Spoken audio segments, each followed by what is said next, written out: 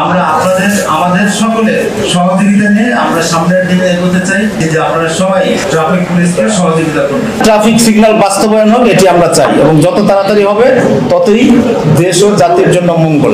Traffic police সদস্য যদি কর্মকাণ্ডে জড়িত থাকে, আমরা তার বিরুদ্ধে যথাযথ সর্বোচ্চ কঠোর আইনানুগ ব্যবস্থা নেব।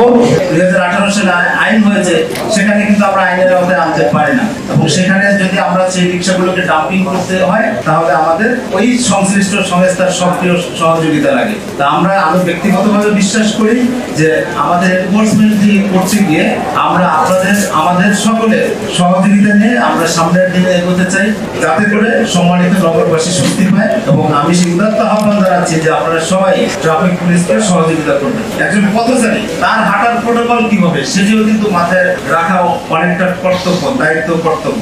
আমি যদি রাস্তার মধ্যে দিয়ে হাঁটি, আমি আমাকে যদি তুলনা করি, আপনাদেরকে দিয়ে নয়, রাস্তার মধ্যে দিয়ে তো হাঁটার কথা না, হাঁটবেন ফুটপাথ দিয়ে, তাহলে তো সেখানে গাড়ি চলাচল করতে পারবে না। আপনার পথচারী যত্রতত্র রাস্তা পার হবো তাহলে তো হবে না, তার জন্য সুনির্দিষ্ট জেব্রা ক্রসিং আছে, কোথাও আন্ডারপাস আছে, সেই আন্ডারপাস দিয়ে হাঁটবেন। যদি আন্ডারপাস দিয়ে হাঁটার পরিবেশ না থাকে তাহলে সংশ্লিষ্ট সিস্টেমকে জানাবেন যে আন্ডারপাস দিয়ে হাঁটার ব্যবস্থা নাই কেন, আন্ডারপাসে অন্য কোনো সমস্যা আছে কিনা। আপনারা সেই সমস্ত জায়গায় সংশ্লিষ্ট প্রতিষ্ঠানকে নক করলে অবশ্যই তারা ব্যবস্থা নেবেন। সকলের সম্মিলিত সহযোগিতার মাধ্যমে ট্রাফিক ব্যবস্থা সুশৃঙ্খল থেকে সুশৃঙ্খলতর হবে।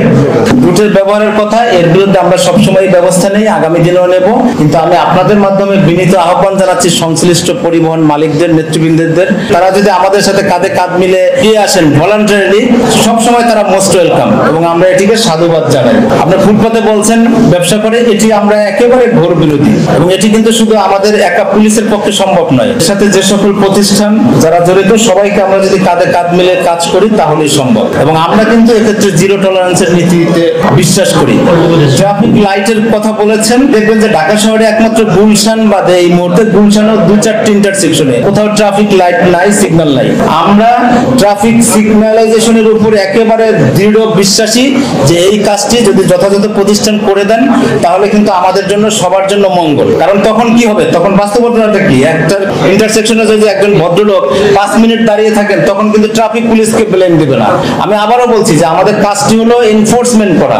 যে ট্রাফিক সিগন্যালের লালবাতি অনুসরণ করলো না, আমি তাকে আই উইল পারসু হিম। অর্থাৎ আমরা ট্রাফিক সিগন্যাল বাস্তবায়ন হোক, এটি আমরা চাই, এবং যত তাড়াতাড়ি হবে ততই দেশ ও জাতির জন্য মঙ্গল। এ প্রসঙ্গে আমি আরেকটি কথা আপনাকে অবগত করতে চাই। চাঁদাবাজের কথা আসছে, এর বিরুদ্ধে আমরা জিরো টলারেন্স নীতিতে বিশ্বাসী। আমাদের যে সিনিয়র ম্যানেজমেন্ট আছেন তারাও বিশ্বাসী। আমাদের কোনো পুলিশ সদস্য, ট্রাফিক পুলিশ সদস্য যদি কর্মকাণ্ডে জড়িত থাকে, দয়া করে আপনারা আমাদেরকে ইনফর্ম করেন, আমরা তার বিরুদ্ধে যথাযথ সর্বোচ্চ কঠোর আইনানুগ ব্যবস্থা নেব। এ বিষয়ে আমরা জিরো টলারেন্স নীতিতে বিশ্বাসী। ট্রিপল লাইন সবার জন্য উন্মুক্ত আমাদের পুলিশের যেটা। এছাড়া আপনি ঢাকা মেট্রোপলিটন পুলিশের কমিশনার স্যারের একটা 2টি নাম্বার, সেখানেও আপনি কমপ্লেন করতে পারেন।